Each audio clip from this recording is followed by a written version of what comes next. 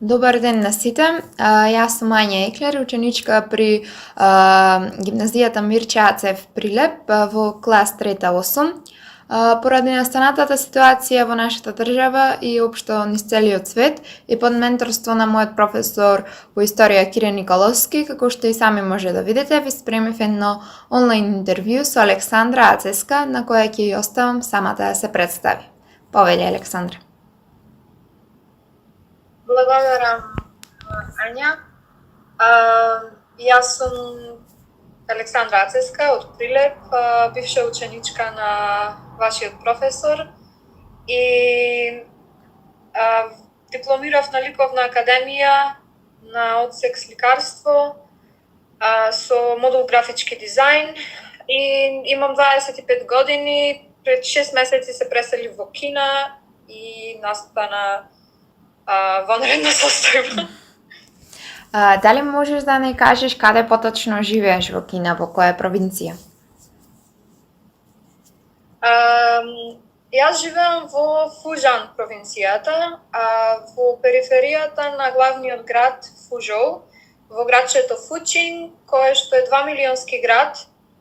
И мојата провинција е на 700 километри оддалечена од Вухан провинцијата, од местото во кое што се појави вирусот. А колку жители има твојот град каде што се наоѓаш сега? Нашата провинција има околу 38 милиони жители. Главниот град има 8 милиони, а моето градче има 2 милиони жители, колку нашата држава. За време на во овие 2 месеци тука имаше пријавено, благодарение на строгите мерки кои што кинеската влада ги презеде, имаше пријавено само околу 20 на случаи на потврдени коронавирус случаи. Така што може ли да ни направиш една паралела помеѓу состојбата пред појавата на вирусот, за време на вирусот и односно за време на пикот на вирусот и сега моменталната состојба каква што е?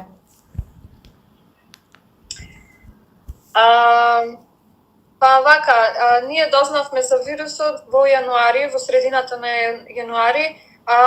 Беше обичен разговор дека во Вухан се појавил некаков нов вирус и дека е сериозно, но не е премногу сериозно.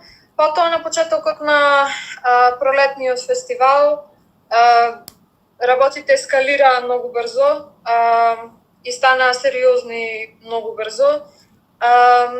И вирусот почна да се шири по други провинции, затоа беа превземени многу драстични мерки на крајот на јануари месец, така што уште кога после 25 мислам јануари веќе бевме во карантин.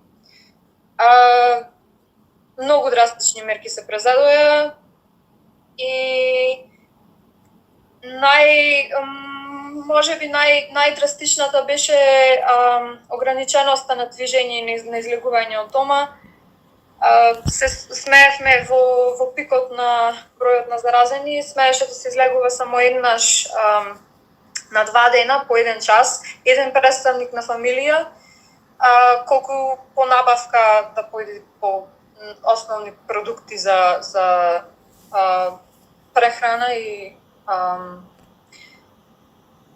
работеја само големите маркети за храна и фармацевските продавници, аптеките. Друго се беше затворени, барови, кафичи, се беше затворено. Ништо не функционираше. Немаше луѓе, немаше движење никакво. Сите беа со заштитна опрема, со маски, со дел од нив со ракавици и на влезовите на продавниците имаше вработени кои што водеа евиденција за тоа кој влегува, кога влегува и која е неговата или незината телесна температура. Значи, цело време се водеше евиденција. Тоа беше во во најсериозниот период.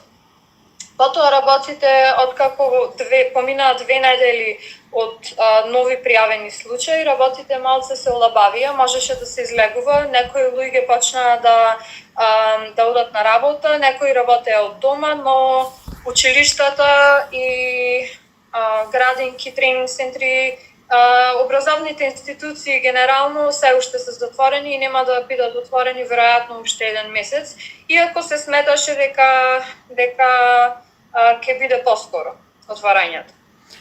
Какви мерки превзеде кинеската влада во врска со појавата и текот на вирусот? Многу сериозни, многу драстични мерки.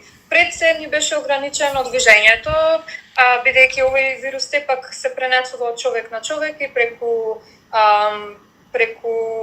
воздух, преку очи, слузо кожа, преку допир, така што ни беше ограничено движењето,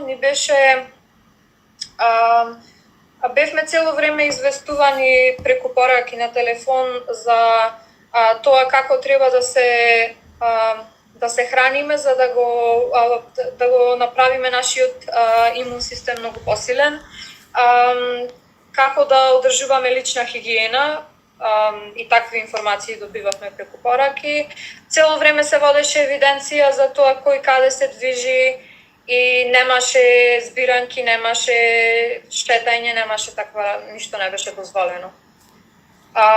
Институциите беа затворени, како што спомнав, така да генерално цела држава, Кина е голема држава, се беше затворено и во карантина месец и половина. Кои од овие мерки сметаш дека би покажале позитивен ефекти во нашата држава? Мислам дека не е тешко да жртвуваме неколку кафиња и неколку прошетки во ваква кризна ситуација. Мислам дека ограничување на движењето е прва работа што може и нашата држава да ја направи. Мислам дека веќе има ограничување некакво на движење. Друго, лична хигиена е нешто за кое што не треба ни да зборуваме, бидејќи сите треба да знаеме дека треба да си ги мијаме рацете. Тоа е сосема се логично, нормално.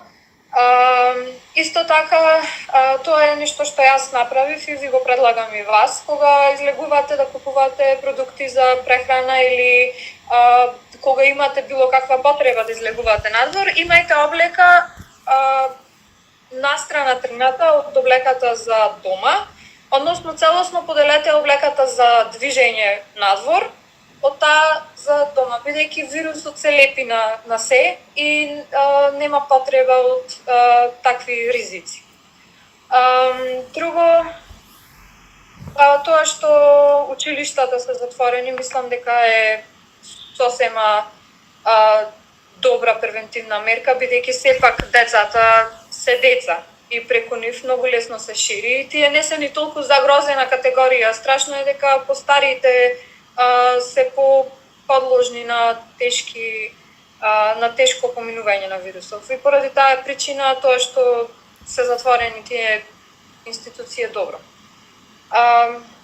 Така, ништо, вежбајте и чувајте се, тоа е се што може да биде направено во оваа ситуација, само сватете ја сериозно, бидејќи ако цел свет ја сваќа сериозно, мислам дека и ние треба. Какви мерки ти лично сама превзеде во врска со превентива на вирусот и кои сметаш дека ние би требало да ги направиме? Значи, како што спомнав, пред се лична хигиена, мијење на рацете, дезинфекција на работите кои што ги внесуваме од надвор како продукти, телефонот, дезинфекција на телефонот, сепарација на облеката за надвор и облеката за дома, ограничено движење пред се и И мислам дека и да, би било фино ако се погрижите за вашиот имунитет и за вашето здравје со добра храна, со многу овошје, многу зеленчук, многу течности. Ова се препорачува за било кој период кога има нели вируси, грипови и мислам дека и за во овој случај истите правила важат. Како го поминуваше времето на овие 2 месеци на изолација и што предлагаш да правиме во овој период, какви активности да превземеме? Јас бев во карантин, изолација, месец и половина и не беше лесно, но во сите вакви ситуации мора да ја бараме најпозитивната работа што може, нели? Јас го помина времето на онлайн курсеви, положив 2 онлайн курсеви и сега се префрлив на читање на книги кои што никогаш не стигнаа на ред да ги прочитам, па сега конечно време му дојде. Едукативни видеа на YouTube, едукативни документарци, добри филмчиња, добра музика, се е прифатливо во овој период. Јас пробав од се помалку. Сега многу е добро ако можете да се убедите себе си да вежбате. Јас пробав, навистина пробав со јога, пробав со кардио вежби, пробав со се, ама многу е тешко. Се надевам дека вие нема да го имате тој проблем со вежбањето, но дефинитивно мислам дека е добро да вежбате од дома, ако можете, ако имате волја. Друго, хранете се. Јас се хранев подобро од обично, јадев многу овошје и зеленчук, пиев многу вода.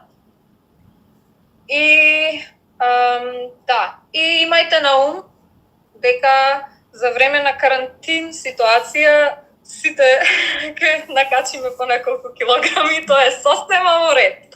Значи немојте да паничите, летото ќе почека, очигледно одложено е се, така да неколку кила плюс не е страшно, барем за овој период. Сосема разбирливо. Ти благодарам уште еднаш што ја прифати поканата и доколку имаш некоја порака која би им ја испратила на нашите гледачи, слободно. Сакам само да ви посакам среќа и се надевам дека сериозно ја разбирате ситуацијава, бидејќи цел свет е сериозно ја свати оваа ситуација. Сакам да останете позитивни најмногу што можете, бидејќи позитива е многу потребна во вакви периоди и одложете ги кафињата. Може да почека кафето, може да почекаат пријателите, нема потреба да се ставаме ние на ризик и да ги ставаме нашите најблиски на ризик. Непотребно. Ако цел свет решил да превзема некакви си драстични мерки за да го спречи ширењето на овој вирус, ние нема потреба да глумиме дека сме силни. Не дека не сме, навистина имаме силен имунолошки систем како млади и здрави личности, така, ама вирусот се шири од човек на човек и голема е веројатноста да го префрлиме на некој што е со покревко здравје и нема потреба, навистина, од такво несовесно однесување според мене. Така да останете позитивни и искористете го времево за надоградба на карактерот, надоградба на некои вештини кои ги имате, за некои добри онлайн курсеви, за добри филмчиња, бидете добри и не заборавајте дека цел свет е во истата состојба. Значи ова на сите му се случува и ќе помине и од нас зависи колку брзо ќе помине и колку оштета ќе имаме на крај. Ти благодарам. Толку од мене. Благодарам многу за поканата и се надевам дека ќе слушнете што сакам да ви кажам, бидејќи навистина е сериозно. Ама не е за паника. Значи не треба да паничите, само сериозно сватете го. Ти благодарам уште еднаш. Да.